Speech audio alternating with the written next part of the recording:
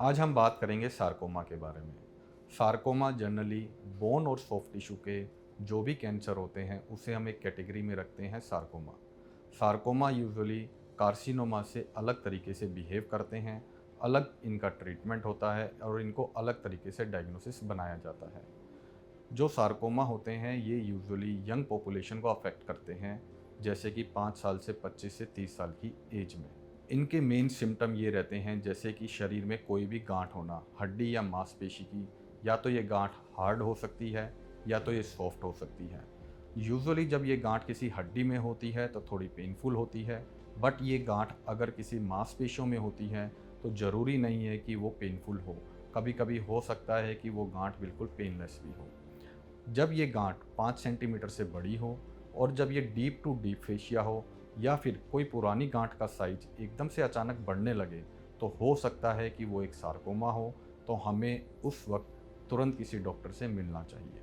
इसका diagnosis usually हम clinical history, examination और रेडियोलॉजिकल इवेल्यूएशन करके बनाते हैं। क्लिनिकल हिस्ट्री में हम ये जानते हैं कि ये गांठ कब से है, शरीर के किस पार्ट में है। ये हो सकता है गांठ शरीर के किसी भी पार्ट में हो, जैसे कि घुटने के आसपास, किसी पैर में, या फिर पंजे में, या फिर हाथ में या बाजू में। बट ज़्यादातर ये गांठ घुटने के अराउंड या फिर शोल्डर के अराउंड मिलती है।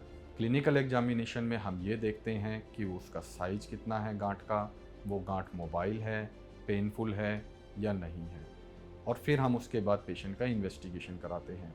यूजुअली रेडियोलॉजिकल इन्वेस्टिगेशन में जब भी हम बोन कैंसर को देखते हैं तो एक्सरे सबसे इम्पोर्टेंट इन्वेस्टिगेशन होती है, और एक्सरे में हमें हमें हमेशा पूरा लिम्ब को इन्वॉल्व करना चाहिए। उसके बाद हम कंट्रास्ट एमआरआई एडवाइस करते हैं विद डिफ्यूजन वेटेड इमेजेस के साथ। जब हम ये सारी चीज़ें कर लेते हैं उसके बाद फाइनल डायग्नोसिस के लिए हमें बायोप्सी करना होता है।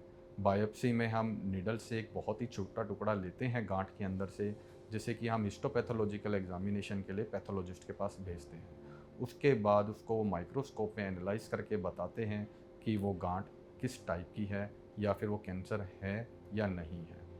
बायोप्सी एक बहुत ही इंपॉर्टेंट स्टेप होता है डायग्नोसिस के लिए, जिसे कि हमेशा ऑर्थोपेडिक ऑन्कोसर्जन द्वारा ही करवानी चाहिए, क्योंकि बायोप्सी की जो अप्रोच होती है वो फाइनल सर्जिकल अप्रोच को ही डिसाइड करती है। अगर बायोप्सी किसी गलत अप्रोच से कर दी जाए तो हो सकता है कि सर्जरी काफ़ी डिफ़िकल्ट हो जाए, या फिर कैंसर वापस आने की उम्मीद काफ़ी ज़्यादा बढ़ जाती है। और कभी कभी अगर बायोप्सी बहुत ही गलत तरीके से की जाए तो हो सकता है फाइनल ट्रीटमेंट के दौरान कि पेशेंट का लिम्ब साल्वेज सर्जरी ना हो सके और अननेसेसरी एम्पुटेशन में जाना पड़े। धन्यवाद।